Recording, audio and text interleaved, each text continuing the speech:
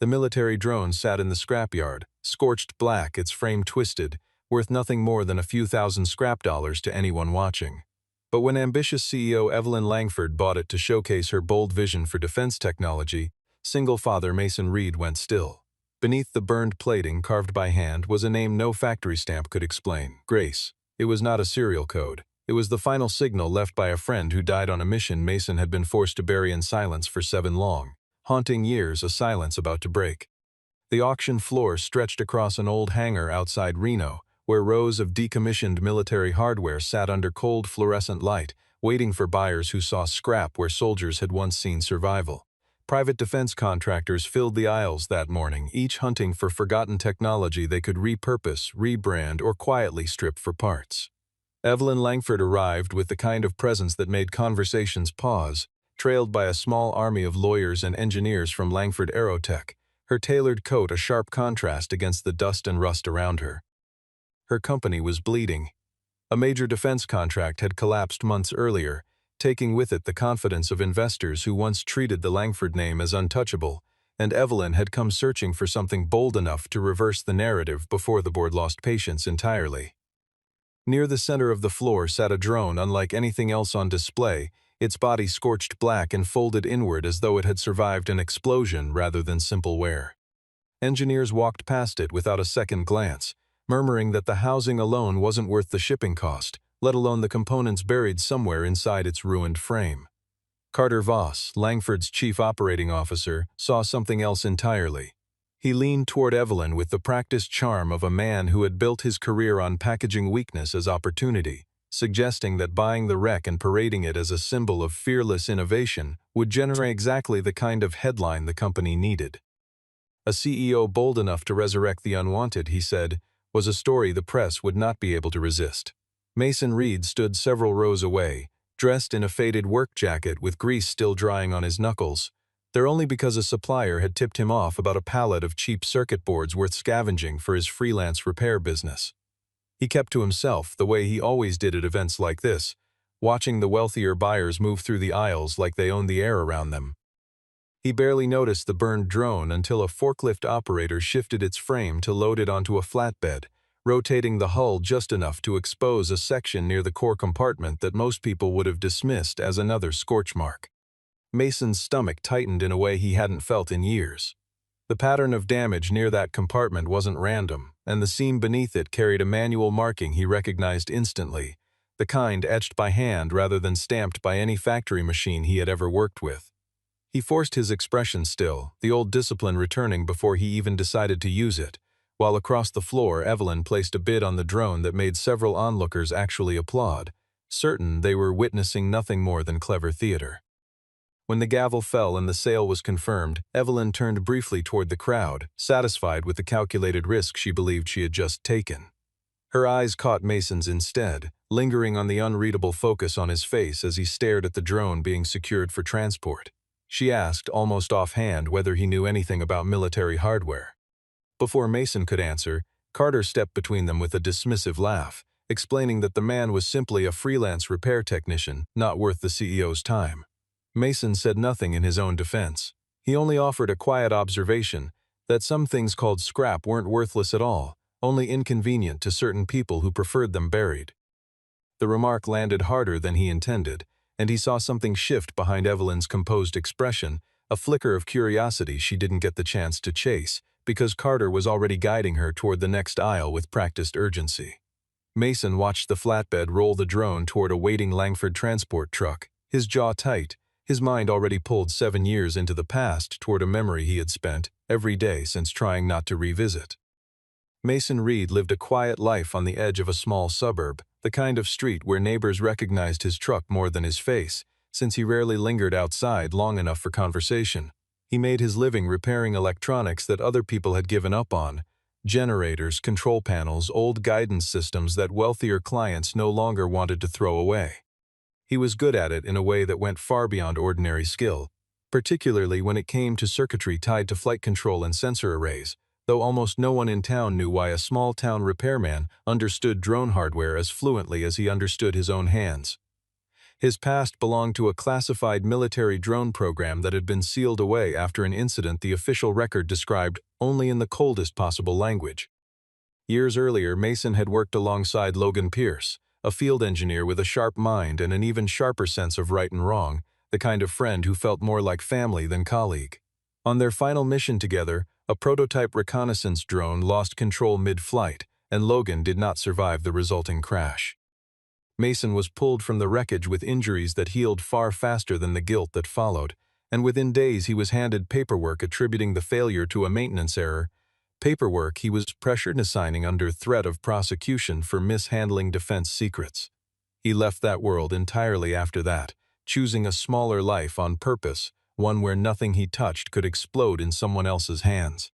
His daughter was the quiet center of that choice, though he rarely spoke of her, content to let her remain a private reason rather than a public detail in a life he had deliberately made unremarkable. In a metal box he kept locked in his closet, he still held a handful of scorched components, a few old photographs of his technical unit, and a single scrap of paper bearing 2 words that meant nothing to anyone else: Grace Protocol. Grace was not simply a name. It was the designation Logan had given to a final safeguard system he designed himself, a layer of protection meant to prevent any drone from being hijacked mid-mission no matter who tried to seize control of it. Mason had always believed that particular drone, the one carrying Logan's last work, had been destroyed completely by the military years ago, dismantled and erased the way classified failures usually were. Seeing it resurface at a public auction made no sense, and the longer he sat with that fact that night, the more it gnawed at something he had buried on purpose. Sleep didn't come easily. He kept replaying the last transmission he'd ever heard from Logan, a fractured radio message sent moments before the crash, warning that if anyone ever found the name burned inside the wreckage, the truth would still be alive even if he wasn't. Mason understood now, with a clarity that frightened him, that the drone Evelyn Langford had purchased wasn't ordinary scrap at all. It was the only surviving piece of evidence that the accident which took Logan's life had never been an accident in the first place. Returning to that world risked everything he had quietly rebuilt, the calm, anonymous existence that let him raise his daughter without the shadow of men in suits deciding what truths were inconvenient. But before he could settle on an answer either way, his phone rang with an unfamiliar number tied to Langford Aerotech, a request that Evelyn herself wanted him brought in to examine the drone he'd recognized from across a crowded auction floor. Langford Aerotech's main floor had been cleared for the occasion, the burned drone positioned at its center beneath bright overhead lights like a sculpture meant to announce a company's resurrection. Evelyn stood beside it in front of her assembled staff, declaring that the wreck everyone else had written off would become the foundation for an entirely new generation of rescue drones, technology built not for conquest but for saving lives. Her ambition reached further than profit margins. She wanted to restore the legacy her father had built before the company began bleeding contracts and credibility, and this project, however unconventional, felt like her only real chance to do it. Not everyone shared her conviction. Senior leadership exchanged skeptical glances throughout the announcement, unconvinced that a piece of scorched hardware could justify the resources Evelyn intended to pour into it. Carter Voss played the loyal supporter in public, nodding along with practiced enthusiasm, while privately working to control every stage of the restoration process so that nothing about the drone's true history could surface without passing through him first. When Mason walked onto the factory floor that morning, the engineers eyed him the way they might eye an intruder who had wandered in from the parking lot, unimpressed by his worn jacket and the simple tool bag slung over one shoulder. Carter wasted no time establishing the hierarchy, asking in front of the gathered staff whether Mason had ever repaired anything more sophisticated than a household appliance. Mason absorbed the insult without flinching, offering no retort, his calm unsettling in its own quiet way. Evelyn studied that silence carefully, caught somewhere between suspicion and genuine curiosity about the man Carter seemed so eager to diminish. When the engineering team powered up the drone's diagnostic systems for the first time, every panel returned nothing but error codes, and the consensus quickly formed that the control core was beyond recovery. Mason stepped closer to the hull and asked, firmly, for an emergency shutdown of the power feed. Carter mocked the request, suggesting Mason simply didn't understand military-grade equipment well enough to know it posed no danger. Moments later, the control panel began emitting an unfamiliar pulsing signal, and the dismissive laughter in the room died fast. Mason pointed to a scorched conduit running along the frame, explaining that continued power would trigger a dormant thermal memory buried inside the casing, something none of the standard diagnostic protocols were designed to detect. Evelyn ordered an immediate halt before anyone could question her judgment a second time. Mason crouched beside the open compartment, examining the blackened interior more closely than he had allowed himself at the auction, and there it was again, the hand-carved lettering pressed into the metal, Grace. For a moment he forgot where he was. Evelyn noticed the shift in his expression and asked directly what the name meant, watching him closely as though she already sensed the answer mattered more than he was willing to admit. Mason offered a careful lie instead of the truth, suggesting it might be nothing more than an old marking left behind by the original production crew. Evelyn accepted the explanation outwardly, though her instincts told her otherwise. Behind them, unnoticed by most of the room, Carter's composed expression had gone visibly pale, his eyes fixed on the burned letters, as though he were staring at something he had spent years convinced no one would ever see again. Mason began a full inspection of the drone under the watchful eyes of Evelyn, Carter, and the rest of the engineering team, cross-referencing what he found against the paperwork filed at the auction. Almost immediately, details refused to line up. The drone had been listed as a training unit destroyed by a battery malfunction, but the internal framework told an entirely different story, one belonging to a unit equipped with genuine military-grade navigation systems rather than anything used for routine drills. Several circuit boards had clearly been removed before the sale, stripped deliberately, yet the memory core itself remained sealed beneath a heat-resistant casing reserved for situations where data needed to survive catastrophic impact. Mason recognized that kind of sealing immediately. It wasn't standard procedure for scrapped equipment. It was the kind of protective measure used only when someone wanted to guarantee that critical information would still exist after everything around it had burned. Carter pushed repeatedly for permission to crack the core open and harvest the material for research purposes, his urgency far sharper than the situation seemed to warrant. Mason objected, warning that an improper extraction would destroy whatever final data remained inside permanently. Evelyn began noticing how hard Carter was pressing the issue, a persistence that felt less like enthusiasm and more like desperation. Quietly, Mason asked to see the original sale documentation, and Evelyn handed him a copy that included an old approval signature buried near the bottom of the page. He recognized the signature instantly. It belonged to an intermediary company connected, years earlier, to the very accident that had killed Logan. He said nothing to Evelyn yet, uncertain whether he could trust her fully with information that dangerous, not until he understood exactly where her loyalties would eventually land. That night, Carter slipped back into the factory alone, attempting to pry open the drone's inner compartment before anyone else could examine it further. Mason, suspicious enough to return after hours himself, caught him in the act, hands already working at the casing around the core. Carter abandoned any pretense of civility, warning Mason that certain small people needed to understand their limits before they got hurt by overstepping them. Mason answered evenly that the dead had limits too, right up until someone decided to burn the evidence that proved how they died. Carter threatened to terminate Mason's contract on the spot and paint him publicly as an unstable man obsessed with a past nobody else cared about. Evelyn arrived moments later, alerted by a security notification, and Carter immediately reversed his tone, accusing Mason of trespassing on restricted company property.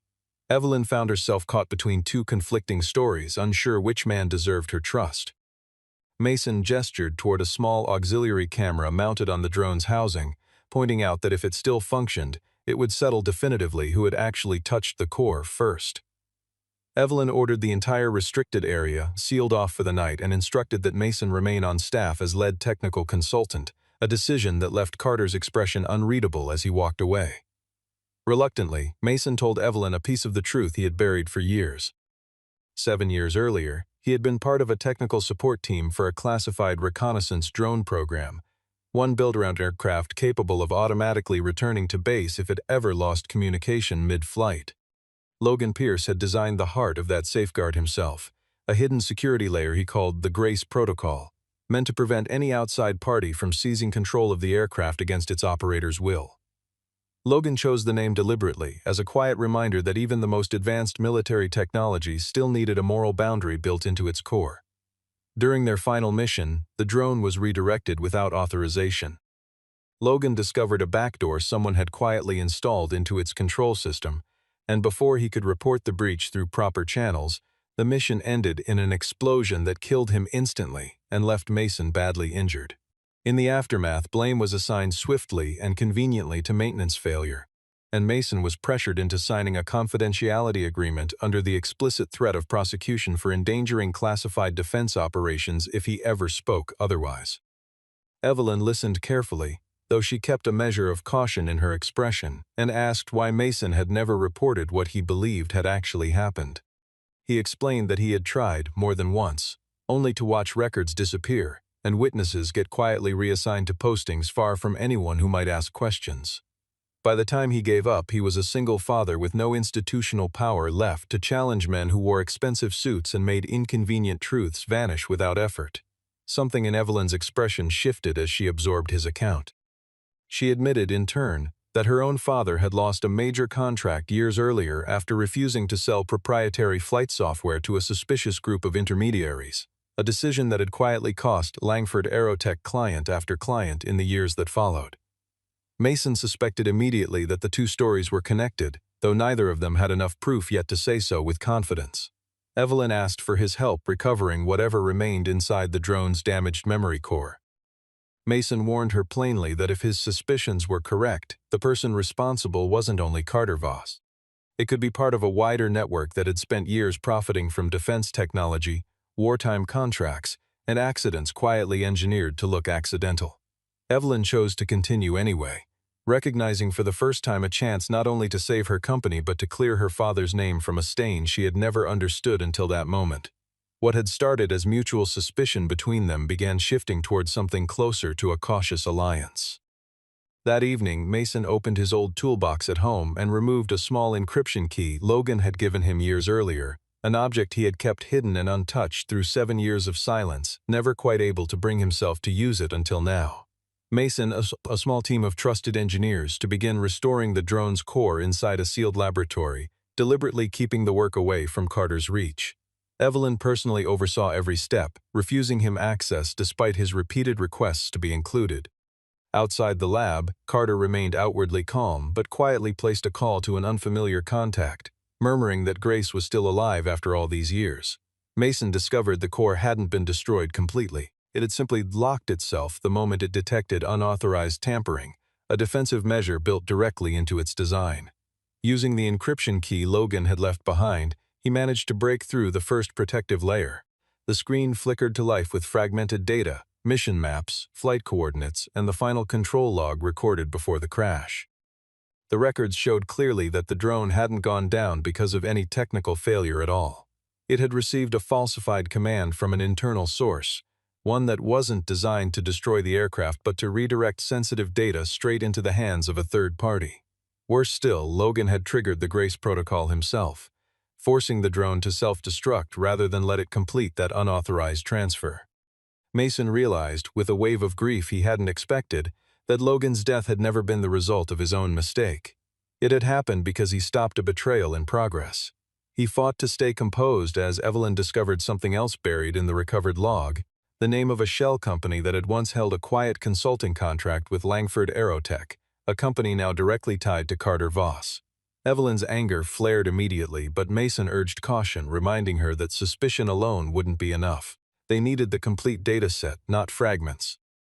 At that exact moment, the factory's internal network came under sudden attack, and the recovered files began deleting themselves remotely before their eyes.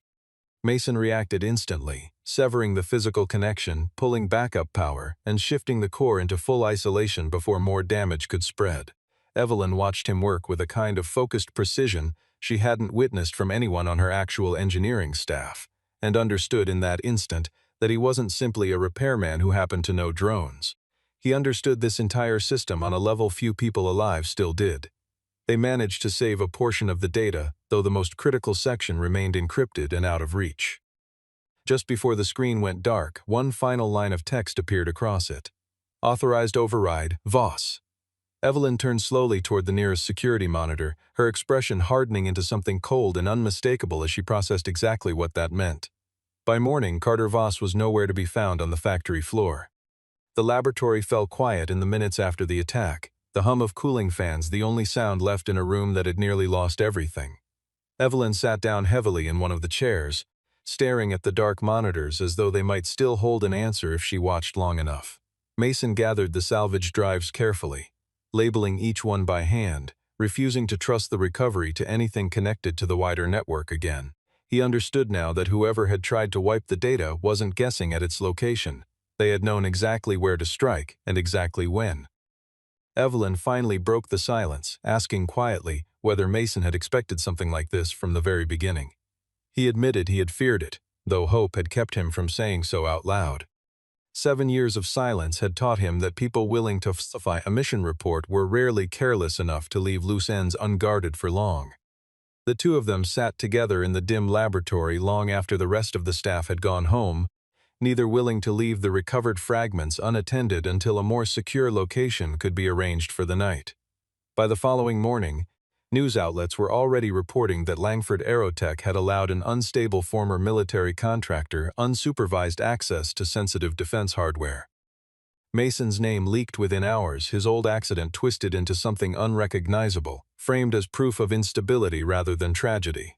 Carter appeared before the board of directors that same day, accusing Mason of manipulating Evelyn in order to steal proprietary technology for his own gain. Panic spread quickly among the executives, all of them terrified that any connection to sealed military data could trigger a federal investigation capable of destroying the company outright.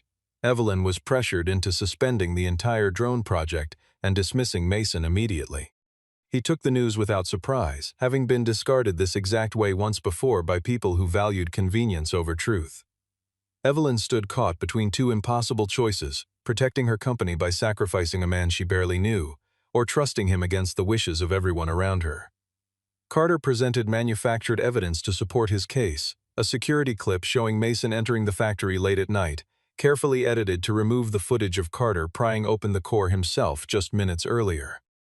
Security escorted Mason out of the building in full view of the staff, the moment carrying all the weight of a public humiliation.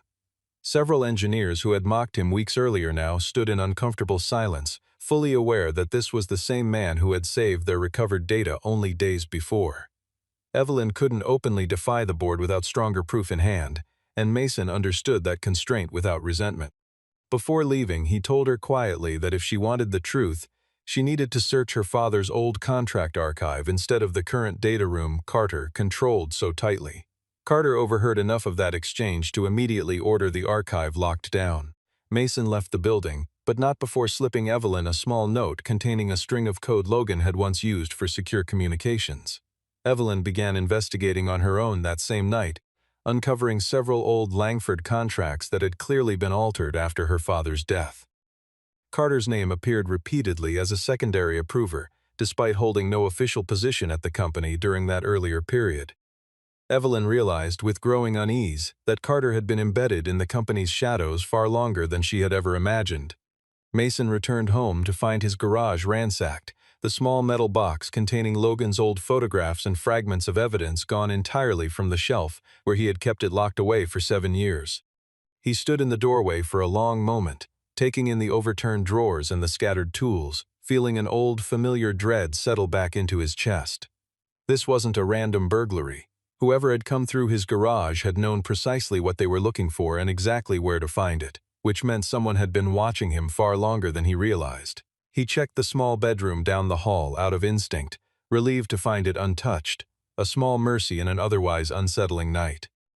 Mason sat at his kitchen table afterward, staring at the empty space on the shelf where the metal box had sat for years, and forced himself to think clearly instead of giving in to panic.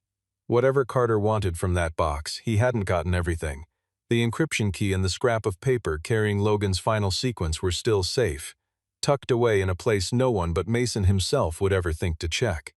He resolved that night not to retreat, not after coming this close to the truth, and began quietly preparing for whatever Carter intended to do next.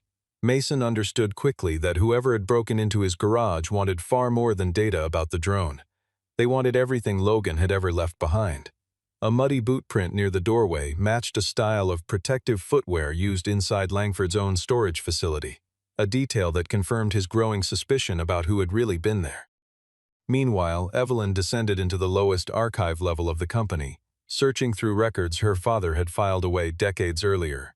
She found an internal report he had written, warning about a covert program quietly selling military drone technology through an intermediary firm, a report that had never reached anyone outside the building because it had been deliberately intercepted. The man who blocked it was Carter Voss, working at the time as a strategic advisor for one of Langford's defense partners. Evelyn finally understood that her father hadn't lost his major contracts through weakness or outdated thinking. He had been isolated and pushed aside because he tried to stop a betrayal already underway. The realization hit harder than she expected, years of quietly resenting her father's caution suddenly collapsing into grief and guilt she hadn't been prepared to feel. Carter found her there himself, no longer bothering to disguise his intentions. He told her almost casually that her father once had a chance to join something far larger than ethics could justify refusing, and chose principle over power instead. Evelyn found herself trapped as Carter locked the archive door and seized the hard drive containing her father's files. Mason arrived in time, having traced a signal from the encrypted code he'd given her earlier, and without resorting to any dramatic confrontation, used his understanding of the factory's internal systems to unlock a side entrance and pull Evelyn safely out of the room. Carter fled the scene but in his haste dropped an old access device. Mason examined it and discovered it carried clearance levels higher than even the CEO's own credentials, undeniable proof that a hidden tier of control had existed inside Langford Aerotech for years without Evelyn's knowledge. She realized then that her own company had been compromised from somewhere deep inside its own walls for far longer than she ever suspected. Mason explained that the Grace Protocol might not exist only inside the drone itself. Logan may have backed it up somewhere within an old Langford testing contract from years before. If they could locate that backup, they would finally have proof strong enough to expose everything. Evelyn decided to organize a public restoration demonstration before the board and a government oversight representative, pretending the goal was simply to salvage the failing project. In truth, she and Mason intended to use that exact stage to force Carter into the open. Mason offered one final thought before they parted for the night, that a traitor always returns to the place where he believes he erased every trace of himself. Evelyn informed the board that Langford Aerotech would conduct one final diagnostic test on the salvaged drone, inviting legal counsel, a defense contract oversight official, and every member of executive leadership to witness the results in person. Carter, believing Evelyn was simply making a desperate attempt to save face, returned to the building determined to control the demonstration from the inside. Mason reappeared as well, reinstated by Evelyn as an independent technical consultant despite Carter's furious objections that he posed an unacceptable security risk. Evelyn calmly insisted that everything be recorded in full view of the room. The drone sat at the center of the hangar, still scorched and misshapen, though Mason had rebuilt a temporary connection inside the damaged core over the previous days. The engineering staff split quietly into two camps, some trusting Mason's judgment, others still wary of crossing Carter openly. Mason began activating each restoration layer one at a time, and the overhead screen filled with fragments of old mission data heavily corrupted but unmistakably real. Carter, working unnoticed through his hidden access device, attempted to push one final deletion command into the system. Mason had already anticipated exactly that move.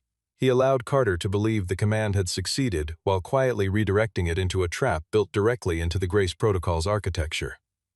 The moment Carter entered his highest-level clearance code, the system silently recorded his true identity behind that intrusion.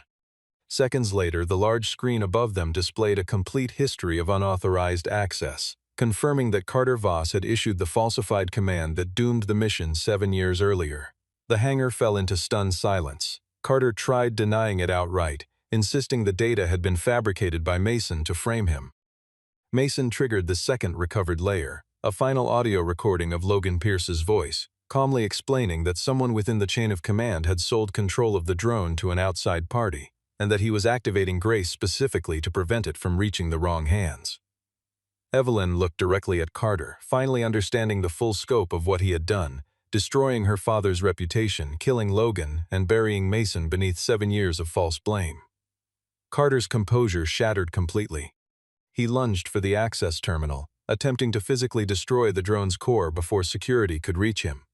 Mason intervened quickly and without unnecessary force, allowing the guards to restrain him without further incident.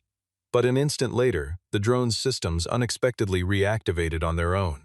Carter laughed, half unhinged, declaring that Grace was no longer a safeguard at all, that he had turned it into a self-destruct switch instead.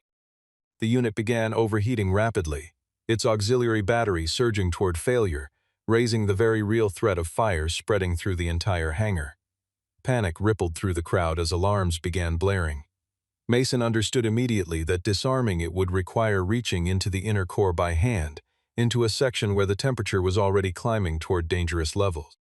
Evelyn ordered an evacuation, but Mason refused, warning that if the drone exploded, the truth contained inside it would be lost along with everything else. With red emergency lights flashing across the hangar and the warning siren rising around him, Mason stepped toward the shuddering wreckage one final time. Mason pulled on a makeshift protective suit, knowing there was barely enough time left to matter. He climbed into the technical compartment beneath the drone's body, the same section that had been scorched in the original accident years earlier. Alarms continued screaming through the hangar as the remaining staff were pushed back behind a safety line. Evelyn refused to retreat completely, staying just beyond the barrier, her voice steady through the radio link connecting her to Mason inside the failing machine. Mason quickly realized that Carter had embedded a self-destruct command directly into the auxiliary power line. Disarming it required, following the exact logic Logan had built into the original Grace protocol, but a critical piece of that final sequence seemed to be missing entirely. Mason remembered something Logan had told him once, long before any of this happened, that Grace was never meant to function as a simple lock. It was a reminder to choose the right person before trusting them with that kind of power. He understood then that the name wasn't only a system label. It was a personal cipher, one that could only be unlocked by someone who had once held the original key without ever trying to seize control for himself. Mason entered the sequence preserved on Logan's old scrap of paper. The system requested manual confirmation through a hidden command etched somewhere on the drone's frame. Looking again at the burned letters spelling Grace, he noticed the characters weren't perfectly aligned, and realized each letter corresponded to a specific hidden mechanical switch concealed beneath the outer plating. He activated them one after another in careful order while the temperature inside the compartment continued climbing. Evelyn's voice cracked over the radio, urging him to get out if he couldn't finish in time. Mason told her plainly that he had spent 7 years running from the truth, and he wasn't going to run from it again. He triggered the final switch only seconds before the auxiliary battery would have failed completely. The drone went silent. After a long, breathless pause, the core restarted itself in a stable, secured mode, and the recovered data finally displayed in full across the overhead screen, the falsified commands, Carter's digital signature, and the original report Evelyn's father had tried desperately to send years earlier. Logan Pierce was cleared of every accusation that had followed his death. Mason's name was cleared as well. The oversight official ordered the entire dataset sealed for a formal federal investigation. Carter was led away in restraints, still insisting weakly that everything he had done was necessary to keep the company alive. Evelyn answered without hesitation that a company saved through betrayal was never worth saving in the first place. Mason climbed out of the compartment with a mild burn across one hand, his face exhausted but calm in a way it hadn't been in years. Evelyn looked at him differently now, no longer as a contractor she had hired on a whim, but as the man who had rescued her father's legacy and restored the honor of someone who had died trying to do the right thing. Before leaving the hangar, Mason rested his hand briefly against the scorched hull and said quietly, almost to himself, that it was finally over. Weeks later, the investigation widened far beyond anything the board had initially feared. Carter Voss and the shell network tied to him were fully exposed, their years of quiet manipulation laid out in documents that no longer carried any ambiguity. Langford Aerotech lost a number of short-term contracts in the immediate fallout, but slowly regained something more valuable than revenue, genuine public trust, earned the moment Evelyn chose to disclose the company's failures openly rather than bury them the way Carter once had. At a press conference held outside the same hangar where everything had unraveled, Evelyn refused to take personal credit for uncovering the truth. She told the assembled reporters plainly that the truth had been found by a man the system had once cast aside completely. Mason was offered a prominent position back in the defense technology field, with a substantial salary and the kind of professional reputation he had lost 7 years earlier. He hesitated before accepting anything. The industry that had taken his closest friend and nearly destroyed his own life still carried weight he wasn't sure he wanted to carry again. Evelyn didn't pressure him. Instead, she proposed something different entirely. a new civilian rescue drone division built specifically to repurpose old technology for search and recovery missions, wildfire response, flood relief, and emergency aid in places too remote for traditional rescue teams to reach quickly.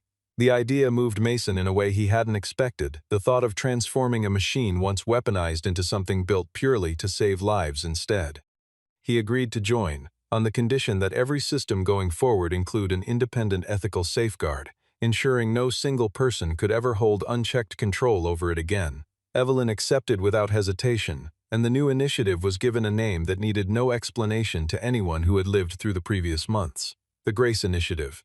Mason visited Logan's grave not long after, placing a cleaned fragment of the old drone's casing beside the headstone. He told his friend quietly that he hadn't died because of failure, but because he had stopped a betrayal before it could finish unfolding. Evelyn stood a respectful distance away, allowing him that private moment without intruding. The cemetery was quiet that afternoon, the kind of stillness that made 7 years feel both impossibly long and strangely brief at once. Mason knelt beside the headstone and brushed a few fallen leaves away from its base, his fingers lingering on the carved letters of his friend's name. He spoke softly, telling Logan about the new division, about the rescue drones, about a company finally willing to build something honest instead of profitable. He admitted, too, that he had been afraid for years of letting anyone else see how much that loss had cost him, and that fear had quietly shaped every decision he made since. When she finally approached, she handed him a new contract, not one meant to own his time or his loyalty, but an invitation to help build something worth building. Mason signed it, this time entirely by his own choice, with no threat hanging over his shoulder and nothing left buried beneath silence.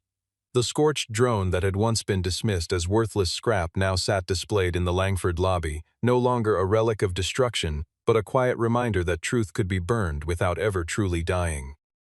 A year later, the Grace Initiative unveiled its first completed rescue drone before a small crowd gathered near the same hangar where everything had nearly ended in flames. The aircraft carried none of the menace of a weapon, designed instead to fly directly into dangerous terrain, locate survival signals, deliver medical supplies, and support rescue teams working in places no road could reach quickly enough. Evelyn was no longer the kind of executive who chased headlines for the sake of appearances. She had become someone willing to confront the darkest corners of her own company rather than hide from them. Mason was no longer a man bowed under the weight of his own past either.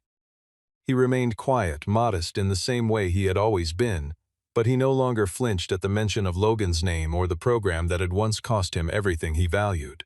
During the public flight demonstration, a reporter asked him directly why he had chosen to return to a field of technology that had once nearly destroyed his life.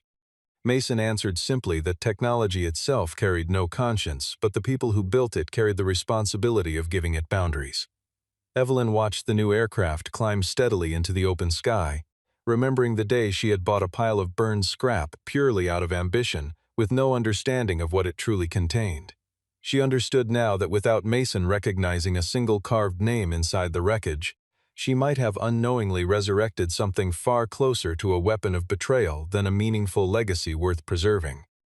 She thought often, in the months that followed, about how close everything had come to slipping past her entirely, how easily she might have walked past Mason on that auction floor the way everyone else had, dismissing him as nothing more than a man with grease on his hands.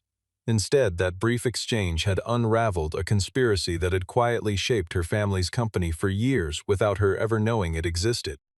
She no longer measured success by headlines or contract values alone, but by whether the people building her company's future could be trusted with the responsibility that came with it. The closing image lingered on a small plump mounted beneath the original drone displayed in the Langford lobby.